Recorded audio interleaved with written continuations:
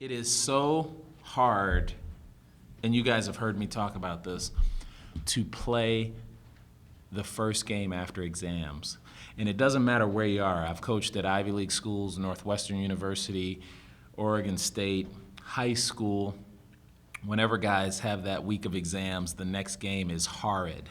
And we knew that going into this week of practice, and we wanted to try and get the guys to focus on that. So that's all we talked about, is how poorly you play when you come out of exams. So I think these guys really embraced that and tried their best to not have a horrid game. And I don't think they had their best game, but they had a good game when you consider they're coming out of exams. So I was really happy to see that, and looking forward now to kind of building some momentum here. We've got a tough game against Portland State on Wednesday at their place, so we've got to shore up some of the mistakes we did here, but looking forward to seeing how this team bounces back from this performance.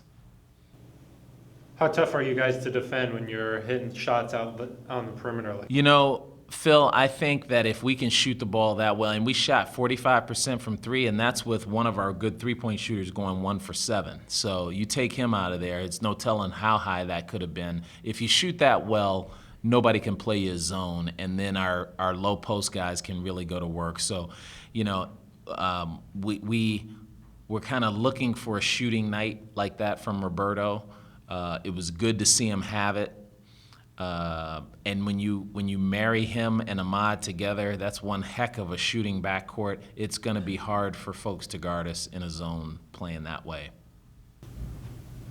You guys lost the game after finals week last year, so how much did you mention that?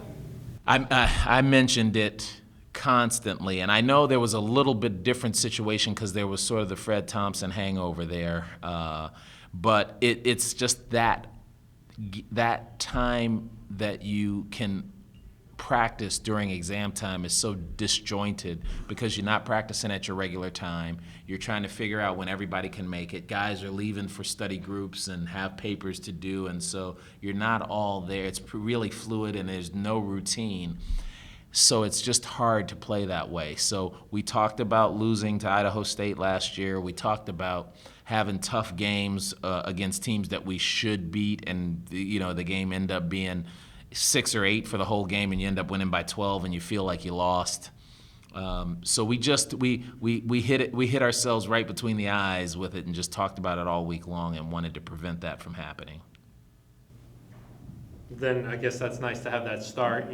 12. I think it was 12-0 right out the gate. Yeah, it was good. It was good to have that start, but what was better was I liked our just intensity of coming out ready to play. I mean, when you have a start like that, when we've had a start like that in the past, you get out to a 12-0, 12-3, the next thing you know it's 12-11 or it's 14-11, put it that way.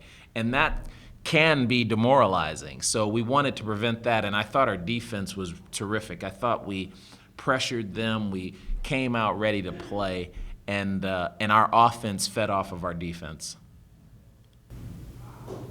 Why do you think Roberto was able to have a good game? I mean, do you notice anything watching film? You mentioned Coach Bonde has been working with him on how he's catching the ball. It's how he was catching it and how he was releasing it, but the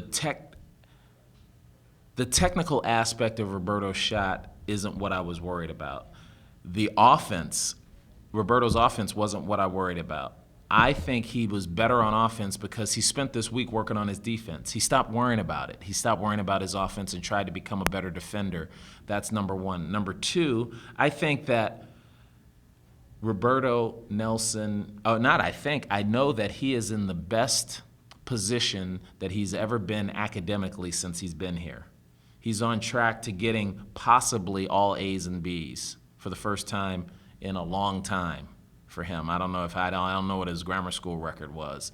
And I've always maintained that when you've got your schoolwork in order, you play better.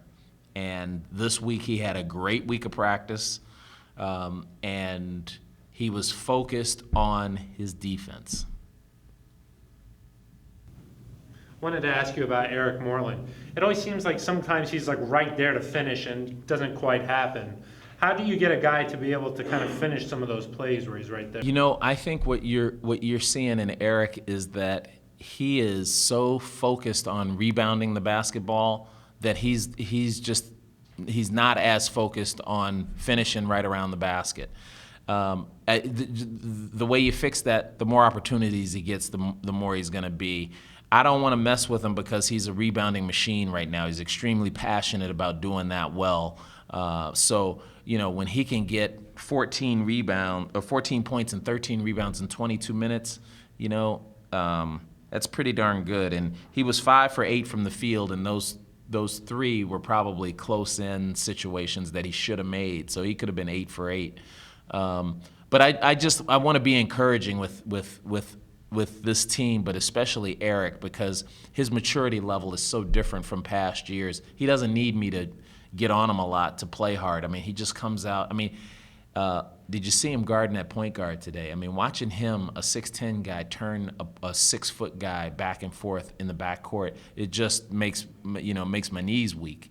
And so we'll keep working on the stuff around the basket for him. I just think he's not as confident in that as he is in everything else. In these types of games, when you get that freshman lineup in the second half, what are you looking specifically for? Well, you know what? I'm looking for a couple of things, and we did a very good job of it. They didn't turn the ball over, and they were trying to execute our offense. I don't mind when the shots don't go in and the foul shots get missed. That's just nerves. A lot of that is just freshmen being freshmen. But watching them defend, watching them not turn the ball over, and watching them play hard, it gives me some confidence that if we can go through the rest of these non-conference games with them getting a significant amount of minutes, they're going to be ready to help us in the conference. What have you noticed about your team, Coach, from the start of practice this year to where you are now and getting ready, of course, in a few weeks for the Pac-12 schedule? You know, the initial thing that comes to mind is how confident they are. Because they've always been a good team playing together, but they're extremely confident in their abilities to defend from a man-to-man point of view.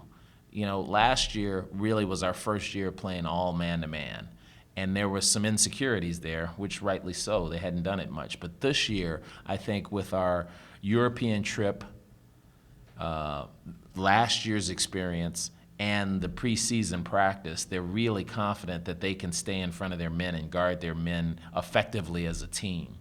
So confidence is huge. The other thing is, I go back to that word again, maturity. I mean, they're making decisions on the court that were sort of 50-50 right and wrong last year. They're more like 80-20 right and wrong this year. So there's very little for me to adjust during a game this year. Even in games past that we've lost, you know, fix a couple things here and there, we can win those games. So those are two things that come to mind immediately that I see when I look at this team from the beginning of the season till now. On a brief another note, I think I heard you say on the radio that Angus got surgery yesterday. Did that go well? As far as we know, Angus had surgery yesterday. He's back home.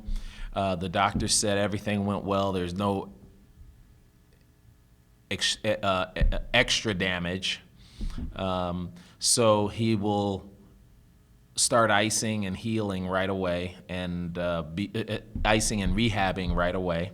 And, you know, we figure the average time for an ACL is 6 months. You know, some people have done it as quickly as 3 months. Some people it takes 9 months. I think with his work ethic, the conditioning he had prior to, we figure 6 months. And 6 months only takes us to June or July, which gives us another 2 or 3 months before we have to even start working out. So we're really optimistic. He sounded good. He texted the coaching staff and wished the guys well. And I don't know exactly how he worded it, but it was pretty much treat this team like we treated Kansas. And that message got across to these guys. Is he going to be home all break? He's going to be here all break. Yeah.